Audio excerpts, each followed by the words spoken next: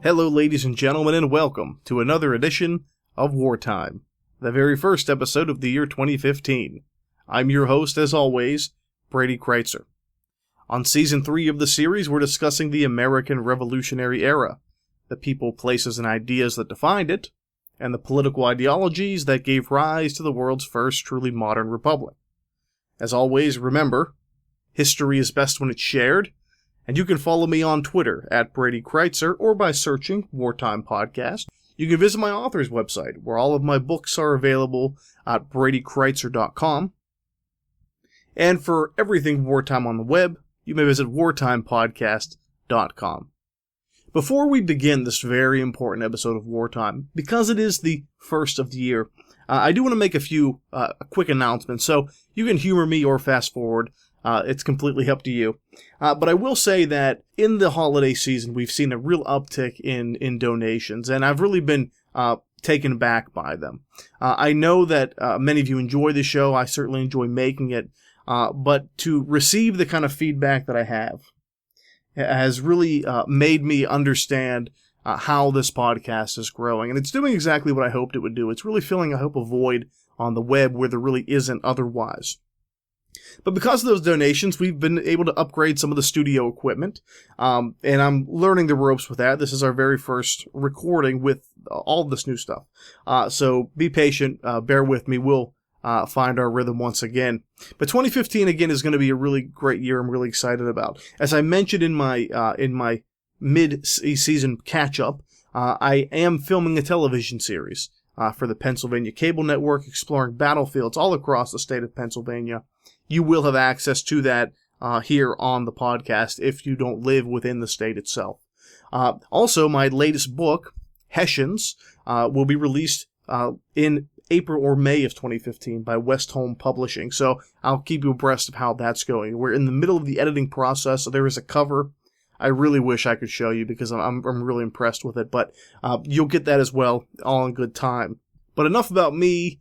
Welcome back. Hopefully you had a nice holiday season, a restful holiday season. We all need that. Hopefully maybe you caught up on some good reading or podcast listening in the meantime. Today's episode is a really, really important episode for the future of this season, because hopefully by now you've learned that the American Revolution that we all know and love growing up, the very easy event, the very simple event, the us versus them, the big versus small, the David versus Goliath, doesn't really exist except for in our minds. We know that the American Revolution, because of what we've been talking about to this point, is far more complicated than anything we've ever really studied in the general context of our lives. I mean, if you're not someone who really digs into serious history, if you're one of the people who just enjoys the time period, one of the things that I love about it is you learn something new almost every time you study it, and there always seems to be that direct line to our own modern stance in the world. The American Revolution, I think, is on the uptick.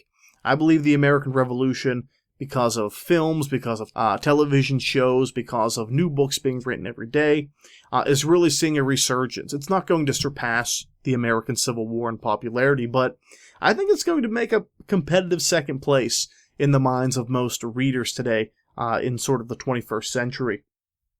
But the American Revolution, again, as you know by this point, is very different than what we originally thought before we started this season of Wartime. There are many layers, there are many subtle nuances to it. It's very complicated, and we tend to think of colonial America as very simple. And a lot of that is because when we make it simple, we can manipulate it and set it to our own agendas. But this is an important episode because it's going to change the direction of the war. Where it's fought, why it's fought, and to a lesser extent, how it's fought. You're going to see new people fighting this war. People that we don't typically fit into our own sort of smaller version of the historical narrative. 1777, the year of the Hangman. Very important. The war will change. It will become a much more international war from this moment on. Now, when we last left off, just for some quick redundancy, for some quick review, it's a new year after all. What do we see? Well, we left behind the year 1776, and what we saw was the American Revolution in spirit was already won. in that the Declaration of Independence, this great sort of frothing forward of ideas, was completed. The American colonies, at least the 13 we talked about, we'll get into the others in a bit, had declared their independence from Britain. It was this great, wonderful exercise of Enlightenment thought. That's finished. And as I said in previous episodes, that to me is the revolution. What we're going to talk about now is the defense of that revolution, the war of the American Revolution, which I have a feeling many of you are more interested in. I get it, trust me, moving forward. The revolution is the document, it's the idea. What we're dealing with now is the larger sense of it, the larger defense militarily of it. And quite frankly, in the year 1776, it is not going well. What we saw was George Washington at the helm of a relatively modest group of rebels. In fact, less than 10,000 sometimes, and his army's getting smaller. It's the winter of 1776, moving into 1777, and the American Continental Army has already been pushed out of New York City and its surroundings. They had an occupation of Manhattan Island, but General William Howe rolled into the harbor where the Statue of Liberty stands today, with the largest single invasion fleet that we have seen in the history of the British Empire. And at the Battle of Long Island, William Howe was very successful. There were overtures of peace, but nothing that came to fruition. George Washington and his army was on the run, and it was not looking promising. They had very low supplies, they had very little money, and probably even less hope. Some would say this was the darkest hour of the American Revolution. Where we did leave off was something that occurred in late 1776 and early 1777, which was George Washington's great, tremendous victory of the year, Trenton and Princeton in New Jersey. The reality, as we talked about, was it was something of a low blow by the minds of the British who were watching. But again, remember, when you're fighting an insurgent war, a guerrilla war, an unconventional war, if you play by the opponent's rules, you lose. This will bring us to 1777. One of the things I want you to be very clear about, and this is not necessarily an indictment of the American Revolution as far as tactics and strategy goes, but more of an insight into the 18th century, is that there are a few rules you never break as a military commander if you can avoid it.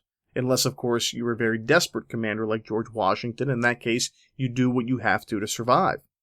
But some of the rules are as follows, and this will really carry over all the way until World War I in some cases. But the general rules are this. You don't fight at night, because you can't see who you're necessarily shooting at. There's no lights, so odds are you'll end up hurting more of your own people than the opposition.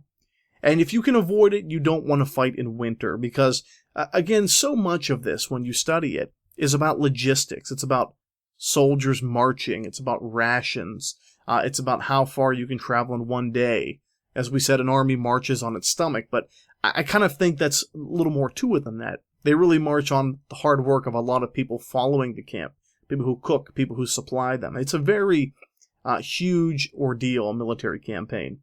And in 1776, in the wintertime, what you should be doing, if you are William Howe in New York, if you're George Washington encamped in New Jersey and Pennsylvania, you want to be in camp. Because marching through the snow under these treacherous conditions is not good for anybody, not you or the opponent, especially not Washington in that case. So when you look at wars of the time period, wintertime is sort of a fresh start in every war. The armies go into encampment. They may plan in the wintertime, but for the most part, it's an act of survival at that point. You position yourself where you are, and you remain there. And that's what's going to happen in North America in the winter of 1776 and 1777. But just because the armies aren't moving, and this is very important, it doesn't mean that the larger strategists back home aren't also sort of manipulating and planning and scheming along the way. And one of the biggest problems that the British will have in this war early on is that there's maybe you can say too many chefs in the kitchen. There's a little too much thinking. It's paralysis by analysis in a lot of ways. But back in London, what's going on? Well, here's what we see. For the British, you have to remember taking their view, because it's the view we'll take here. I think it offers a more complete view, and it's quite frankly the one you don't often have. Their view is that this is a rebellion that needs to be stopped quickly. As the benefit of history, the benefit of hindsight, I guess you could say, we know this war will go on for almost 7 years. We also know what happens in the end. And we sort of start from the end in that way, and we work our way backwards. And that's a big mistake because you lose context, right? The who, what, where, when, and why. So if we position ourselves as British administrators in the 18th century, especially at the beginning of 1777, really January through March and April, what you're saying is you want to end this war fast because rebellions are infectious. They spread. You don't want this war going to, God forbid, 1783, like it will. I mean, this shows you somewhere along the way, this gets fouled up pretty bad. So in 1777, the British are really looking to, I think, adjust their overall strategy and crush the American rebellion as quickly and as painlessly and as cheaply as possible. One of the issues they have is that the strategy they're going to use in 1775 and 76 to fight the insurgent Americans is one they believe correctly is not working. It's sort of an amazing thing when you study this war. The British know exactly what's going on, why it's happening all along the way, but they almost can't get out of their own way. They're obstructing themselves with the decisions that they make. But in 1777, they believe they should throw out the entire game plan, so to speak, they've been using against the Americans and craft something new. A do-over, a fresh start. What do we know they have? Well, we know in 1777, to begin the year, they control the major cities of the American Northeast. They control New York. And again, not to rehash some redundancy from previous episodes, but as far as that goes, that's par for the course. Every time a major world empire or superpower rolls into a foreign region, they make the same mistake. Capture the cities, you'll capture the country. Well, not exactly. And what they have so far in occupation previously of Boston, and now of New York, has gone to show them. That's not enough. They do know New York will be important, because they know that New York will be, till the end of the war, a major supply depot for them. When they want to ship new men, new manpower, new weapons, new supplies into America, they have a direct line into the continent in New York. They'll hold that. They'll keep that until they're forced to abandon it. They already had to abandon Boston. But one other thing they control, which we only touched on briefly in 1775, the discussion of that, is the cities of Montreal and, more importantly, Quebec in Canada. Now, geography is going to be really important here. And I'm going to tweet out helpful maps and battle configurations as we release these. So, again, my Twitter account, @BradyKreitzer, you can just search Wartime Podcast. That's what it's labeled under. You can find that. You'll have everything you need there.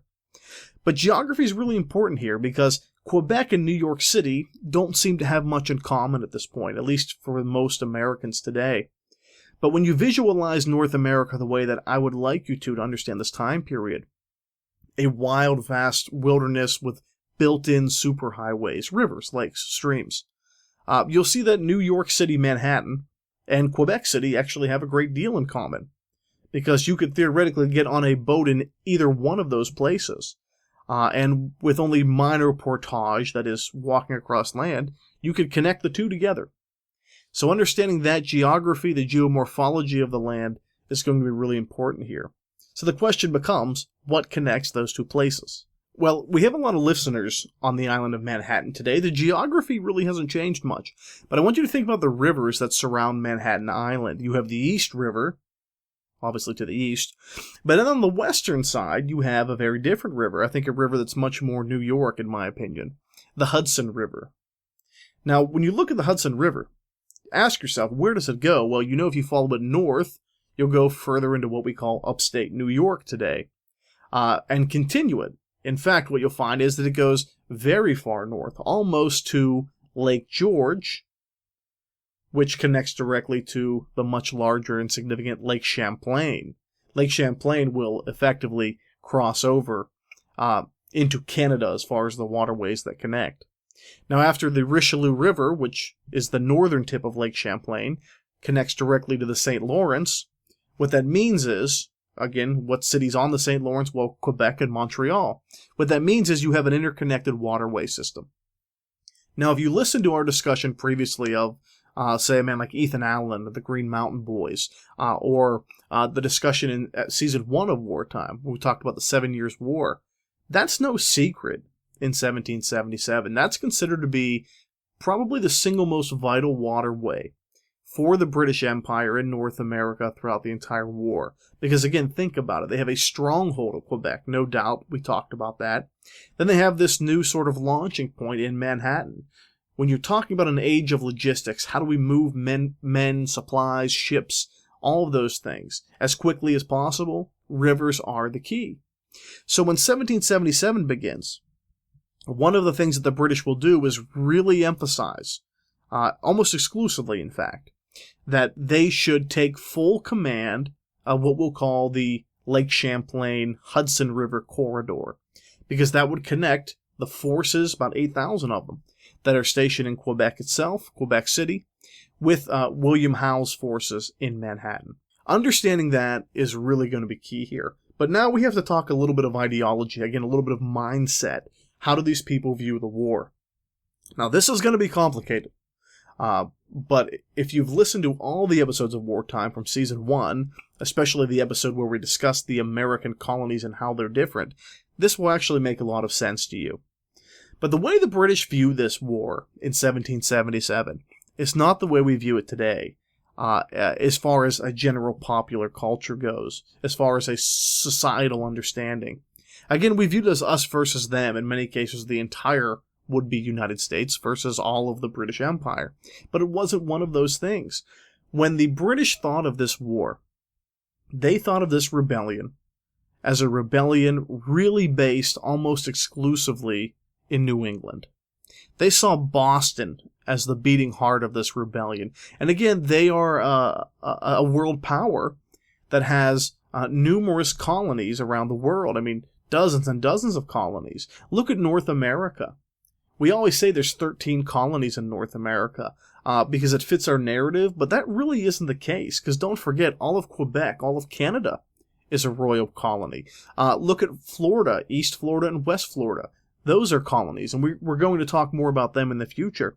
But that's 16 colonies on North America proper right there, only 13 of which have joined this rebellion. And a lot of the southern colonies, South Carolina, Georgia, North Carolina, they haven't necessarily been real gung-ho about it either.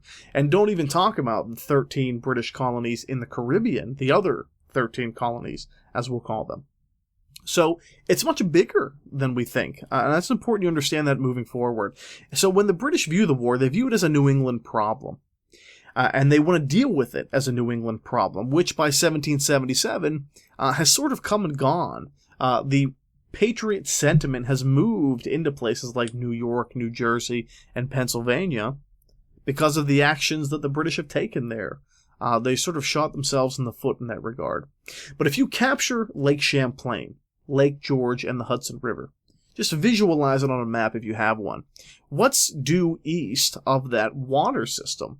What's due east is Massachusetts, Connecticut, New Hampshire, what will be Vermont. It's New England. So the idea is, I guess we could call, and this is overplayed, but it's important, cutting the head off the snake. The British want to capture that waterway corridor running north to south and sever New England from the rest of the 13 colonies. And in that regard, they think they'll be ending the revolution right then and there, nipping it in the bud. Well, it's probably at least a year too late for that. But that way of thinking, that ideology, that mentality, is how they're going to craft their entire attack in 1777.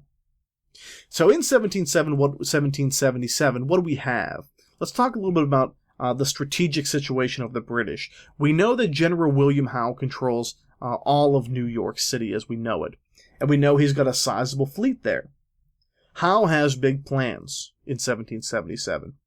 He believes that New York City is the perfect place for him to position himself, and in a lot of ways he's right, because it gives him two viable options of attack in 1777.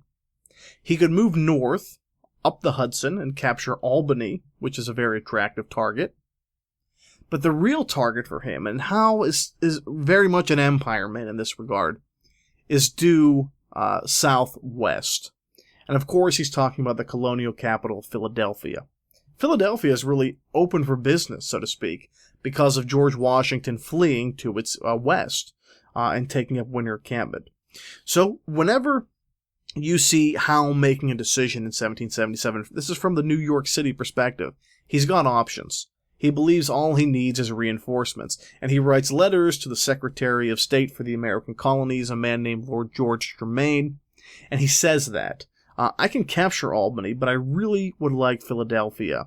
Germain will ultimately decline that plan, because he receives one that he believes is much better. This will bring us to one of the most important people of this episode, I think one of the most fascinating characters of the entire revolution, a man named John Burgoyne. Now, if you'll recall, John Burgoyne had been in Boston already in 1775 and 1776 before they lost the city to the Americans. He was there. And he was very much, John Burgoyne, as a British officer, a man of his time. He loved the empire, born and raised in what is today the United Kingdom. He loves it there. He very much views himself as a part of it. But John Burgoyne, and this is me speaking as just someone who really likes this time period, not as someone who studies it professionally, is one of the most fascinating characters you'll see. I can't get enough of the guy because, I mean, he's like straight out of central casting in a lot of ways. He is an actor, along with being a general. He fought in the 7 Years' War in Europe, but he plays up the part of being a general. He considers himself like a modern Caesar in a way. He believes that being a general in the British Army means something whenever your empire rules the world, and he plays it up to the max. I mean, he's a dramatic figure. You could just imagine the wilds of North America. Then you have this John Burgoyne in this tent drinking the finest teas and French wines and eating the finest foods. He's really something you couldn't make up. And like all people like that, he's incredibly politically ambitious. So while William Howe, who's done all this work to capture New York and hold it, is really trying to strategize and build off of what he's doing, John Burgoyne is really doing nothing more than trying to work his way around Howe, or really position himself as the premier general of the British Empire in North America. He has a big plan. And the big plan that he builds off of is basically the one I've already explained to you. This idea of chopping the head off the snake. Burgoyne may even say that at one point, because he is so over-the-top dramatic, as we'll see, that's all part of the plan. But he wants to begin this out of Quebec and march from there. Now again, if you have your map handy of what the area we're talking about is, I want you to visualize New York State, the Great Lakes, and the St. Lawrence River leading to Quebec as a triangle, as a right triangle. The right angle being Manhattan Island itself. What John Burgoyne wants to do is take a large army, making this very simple, and go directly down the Lake Champlain, Lake George, Hudson River corridor and strike Albany. He wants William Howe to move northward up the Hudson River and meet him at Albany. And then, and this is sort of often an afterthought, but I think very important, he wants to send a secondary force, a smaller force. And he wants to send them down the St. Lawrence River into Lake Ontario to sort of the very western edge of New York State today, and then march directly through the center of the state, bisecting it, and meeting them at Albany as well. So what you're talking about is a three-pronged attack in 1777. We call this the Saratoga Campaign. You may have heard that. I think it's one of the most fascinating moments of the war, and definitely a turning point. Now, we're going to go into more detail about each of these three prongs, but if you think that sounds ambitious, you're right. It's almost entirely based on timing. If any one of the three groups fouls up the timing, the entire thing could fall apart. So it's ambitious, it's bold, it's probably foolish. But that's John Burgoyne to a T. And I don't think he was a tremendous general. Again, being a general in the British Empire of the time is very much political as much as anything. But he can really spin a nice yarn for Germain back in England. He can really, I think, show him and imbue some confidence in the administration at St. James, the King's administration, that I'm your man. I'm the one that can be successful. Again, he talks himself up. And then in the end, he actually gets his way. He has this great chance to end the American Revolution in what they think is still its infancy. And boy, does he run with it. It's one of the great, I think, ironies of the American Revolution. And it's why in Season 1 of Wartime, we began with a real discussion of the 7 Years' War in America, the French and Indian War. That the enormous investment in North America by the British Empire, on behalf of really American Britons, you could say, will come back to hurt them so much in less than 20 years after the war begins. But when you talk about the Lake Champlain, Lake George, Hudson River corridor, again, the British are very familiar with it. And they're familiar with it because they've defended that corridor against the French, who were in all of Canada, which they took from them, for decades before. And of course, if you're talking about Lake Champlain, and you're talking about an invasion from the north, all of those forts that were invested by the British, that protected that corridor, were by now in 1777 in British hands. The most important one on the western shore of Lake Champlain being the mighty Fort Ticonderoga. If you'll recall, Fort Ticonderoga was captured by Ethan Allen and his Green Mountain Boys in 1775, and it had stayed in American hands at that point. But by 1775, remember, the 7 Years' War ended almost 15 years earlier as far as Fort Ticonderoga was concerned. I mean, after 1760, you see most of the fighting in North America die off. The war continues globally for 3 more years. But Fort Ticonderoga really fell to disrepair, and most of their heavy guns at the beginning of the American Revolution were taken to Boston and used to besiege the city. So what I'm saying is, as important as Fort Ticonderoga is in the overall story, the key to the continent, the Gibraltar of North America, as that fort's called, it's really sort of in a transitory place. It's kind of forgotten. You know, when there's no more French threat, why keep it garrisoned? Why keep it supplied?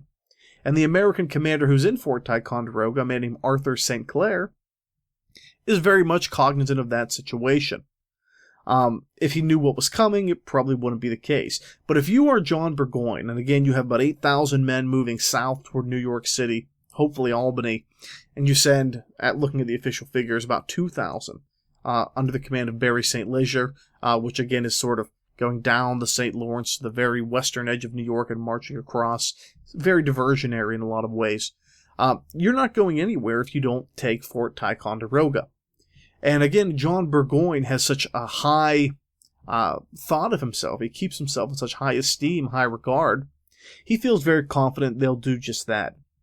So by June of 1777, out of Quebec, the man who was in command of those British forces, Guy Carleton, has been removed from his duty. John Burgoyne has replaced him, largely effectively by kind of going around him to their superiors and having him removed. It's all very political. It's all very cutthroat, but again, the characters you meet in the story are just wonderful. Burgoyne takes his 8,000 men and begins moving south. And again, when you think of the Saratoga Campaign, viewing it as this right triangle, for Burgoyne moving south, he has certain benchmarks he has to hit.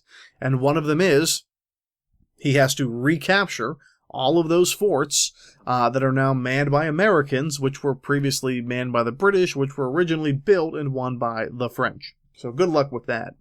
And Burgoyne knows Fort Ticonderoga is going to be his big sort of cherry he has to pick before any of this happens. Well, by late June, the British roll down the Lake Champlain. If you visit this site, you can almost see it, the ships coming down. And they begin to march toward Fort Ticonderoga. It's a very, I guess it really isn't that impressive of a story, but effectively what happens is Arthur St. Clair is largely caught off guard.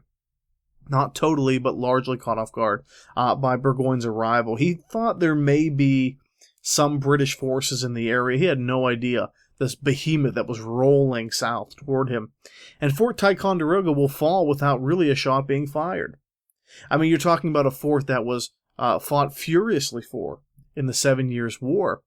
But Arthur St. Clair is so overwhelmed with the few American patriots that he has in Fort Ticonderoga, he basically abandons the site and gives John Burgoyne this tremendous victory early in his campaign that, again, does not really make him feel like anything he wants to do.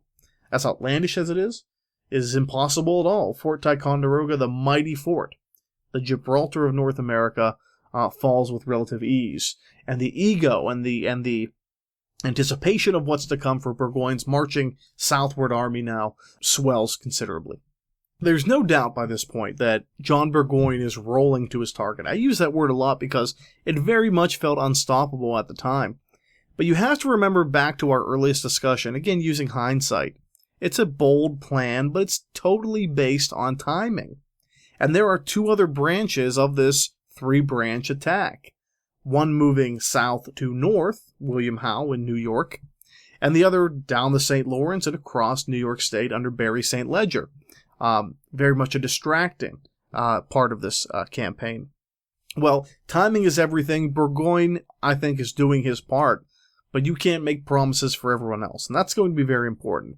William Howe, I'll tell you from the beginning now, as well as Burgoyne is doing, is never going to keep his end of the bargain, so to speak. He's never going to move his men out of New York and move northward, at least not in a timely fashion that will help Burgoyne. He's preoccupied with capturing and taking Philadelphia, which he does. The British Empire will occupy the city of Philadelphia for a time, a long time, and William Howe's very proud of that.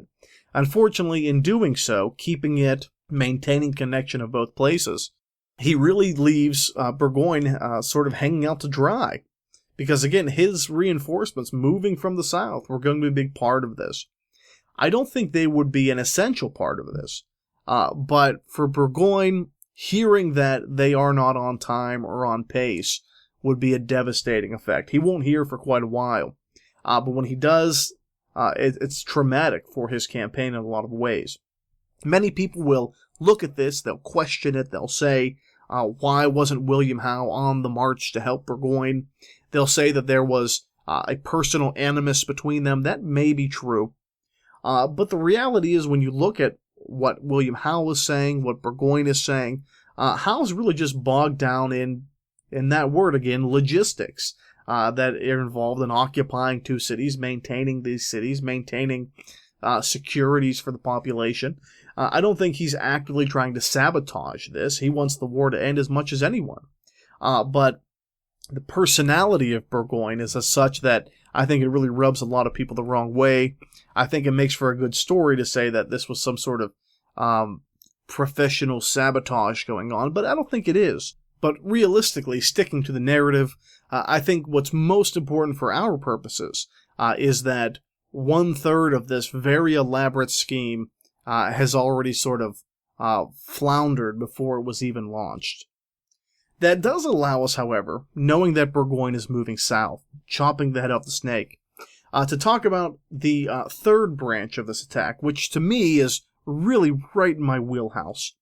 And it's really an army comprising of 2,000 men in the western part of New York, moving across the state. Now, if you can visualize New York, more geography, I'm sorry, it's a big part of this, okay?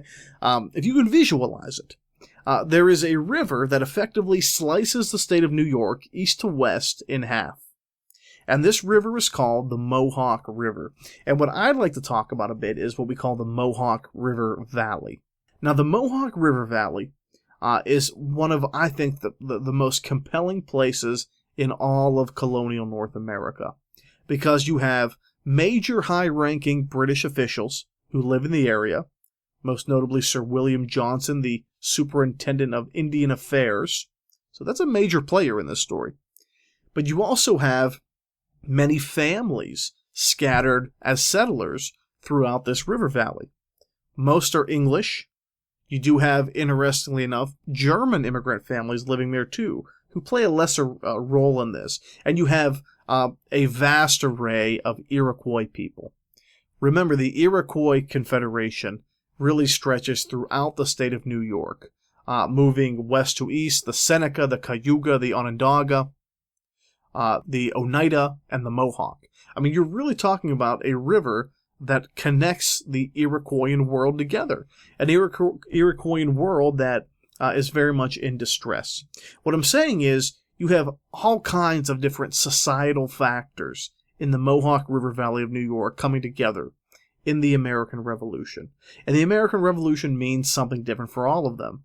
There are loyalists in this river valley. There are patriots in this river valley. Many of them are related, and many of them will kill each other as a result of this war. I mean, when you talk about the American Revolution, you can talk about it, if you wanted to, as a civil war. The war between patriots and loyalists is very real, and it's very compelling, and I think a lot of the new scholarship we're getting is really sort of studying this. But this notion of neighbor versus neighbor, it's played out, but brother versus brother is very present there. So the Mohawk River Valley is going to be a very brutal and bloody place for a lot of this story. The native factor in this is even greater, because by 1777, the Iroquois have decided we will not be neutral any longer.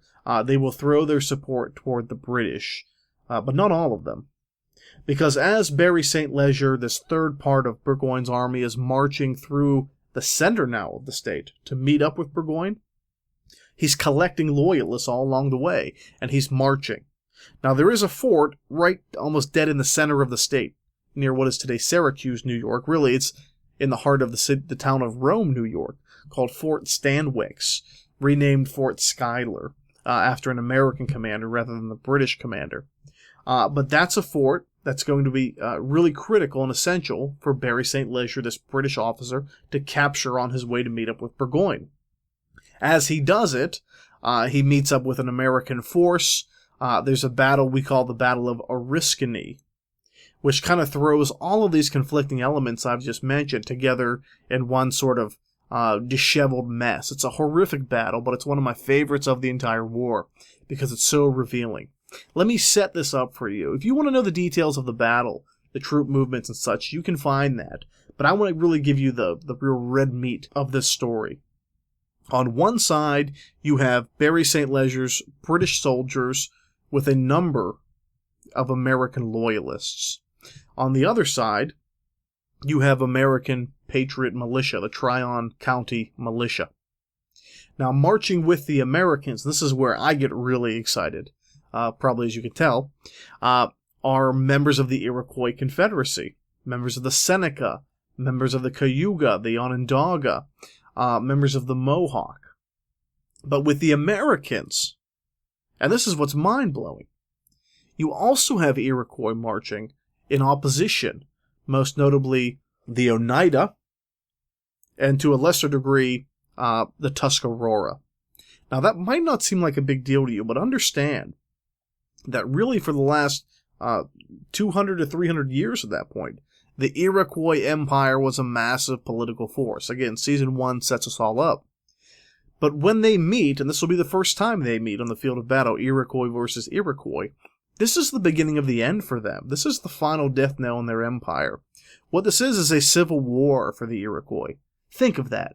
A war between American colonists and British imperialists is a civil war for an Iroquois Native American empire. It is just over the top for as someone who studies the sort of social impact of the American Revolution. But this Battle of Oriskany, I dedicate a whole chapter to it in my book that came out in 2013, Gayasuta and the Fall of Indian America, because it is so important to understanding how the native peoples viewed this conflict. And the Mohawk River Valley is really just ground zero for the real horror of the Civil War. Civilians, neighbors killing each other over what amounts to politics, in a way.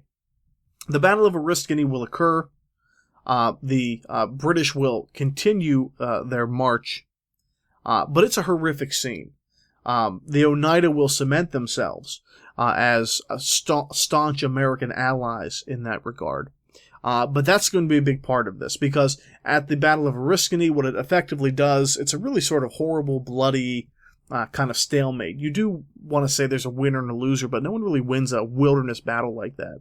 What it does is takes another 1/3 of Burgoyne's march, this three-pronged attack, out of the equation, and leaves Burgoyne on his own. Getting back to Burgoyne, as we finish up the episode, again, I tend to make the battles more simple, because I think knowing why they happen is much more important than knowing exactly the precise troop movements. John Burgoyne's moving south. He's going to be facing an American commander he did not anticipate. Remember I told you General Arthur Sinclair was the American commander of Fort Ticonderoga who unceremoniously abandoned it. He'll be replaced by a man named Horatio Gates. And that will be a momentous decision for the American Continental Congress, because Horatio Gates will ensure that John Burgoyne never gets to Albany. We know Barry St. Leger's westward force won't be there. We know William Howe's northward force won't be there. But Horatio Gates will make sure it doesn't happen. Horatio Gates makes a pretty brave stand. There's really one road that follows the Hudson River that Burgoyne can take. And it hugs the Hudson.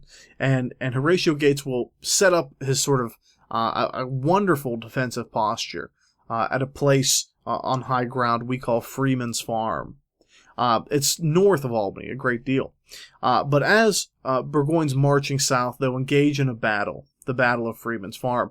And this will happen in the fall of 1777. And the Americans will beat the British simply because they have a superior position, and they held it. Never mind that wonderful defensive position was built by a man named Tadeusz Kosciuszko, a Polish revolutionary who was so interested in fighting rebellions, he heard there's one in America, so he was on the first boat over. But he stops Burgoyne in his tracks. About a month later, what will occur is something we call the Second Battle of Saratoga. Burgoyne rolls down and once again is stonewalled. He's eventually surrounded and captured. And this is a major moment because John Burgoyne is forced to surrender. Now, one of the things about Burgoyne, after being beaten by the Americans, you have to understand, is that his ego cannot take the loss, because this was his ticket to future fame and fortune in the empire. So what one of the things that John Burgoyne says is that he says to Gates, can we not call this a surrender or a capitulation? He says, can we call this a convention? And Horatio Gates, the American commander, says, yeah, whatever you want to call it, you're done, you're finished. Whatever your fragile ego needs, convention, if that makes you feel better, you can have it. So you have this very famous scene in the very end of 1777 in New York of John Burgoyne giving up his sword. Effectively, the British Empire sort of big major assault on cutting the American colonies in half come to a pretty conclusive end. And this is a major moment for the Americans because Horatio Gates' victories at Saratoga, Freeman's Farm, the two battles, are not like Washington's previous victories. These are not cheap shots. These are not dirty tricks. These are not sneak attacks. What Horatio Gates does at Saratoga is right out of the military handbook. He went toe-to-toe. He used superior tactics and defensive position to fight off the mighty British army, and he captured their general and their army as a result. Now, the crux of this all. Why is this so important? Why does it matter? There's one thing I want you to know about the Battle of Saratoga. Really, the battles of Saratoga. They happened about a month apart. There's two of them. And it's this. If you only remember this, I'd be just fine with it. There are very interested parties watching the American Revolution to this point, and they are not happy with what they're seeing. Remember in 1763, you had that whole mess of the largest war in world history, the 7 Years' War between Britain and France, and Britain effectively stripped France of its empire. Well, believe it or not, even though it's only 14 years later, they're still pretty sore about that. Go figure. And when the French are watching the American Revolution, they're seeing an opportunity. They don't really care about the Americans. They're very immaterial here. But it's very much an enemy of my enemy is my friend sort of situation. It's very much what the Soviets do to the Americans in Vietnam, and what the Americans do to the Soviets in Afghanistan. The French are effectively saying, we're not going to start a war against these guys. We are really financially crippled from the last one. But there's nothing to say we can't help the people who are actually shooting at them. And in this case, it happens to be the Americans. If Horatio Gates is not victorious in 1777 at the battles of Saratoga, and it's a national park, I'd encourage you to visit it. In fact, go all the way up to Fort Ticonderoga, make a trip of it. If that doesn't happen, the French are not interested in the war. I mean, they've seen Washington putting up a fight, but they've seen what we've seen. It looks to be a losing effort, a small ragtag army against the world's most powerful military force. But after Saratoga, the French begin to realize these guys might have a chance. It's not set in stone, it's not very promising, but they know that Horatio Gates went toe-to-toe with John Burgoyne, the best the British had to offer at the time, and he beat them, and he beat them convincingly. This will effectively convince the French that the American Revolution is worth their time, and more importantly, worth their money. The French will begin to pour money into the American cause, and every problem that George Washington has, not enough money to pay his men, not enough supplies, not enough shoes, not enough guns, not enough weapons, not enough soldiers, all of these things will disappear overnight. Why? Because money is being funneled, infused through back channels into this rebel cause. Now, a lot of people today in America don't like the French. For whatever reason, listen, the French are not an easy people to like if you have, I guess, more conservative sensibilities. But make no mistake, if not for the French, if you are an American today, you all have different passports. On the next episode, we'll deal with the year 1778, the global American Revolution. Welcome back, everybody. Happy New Year.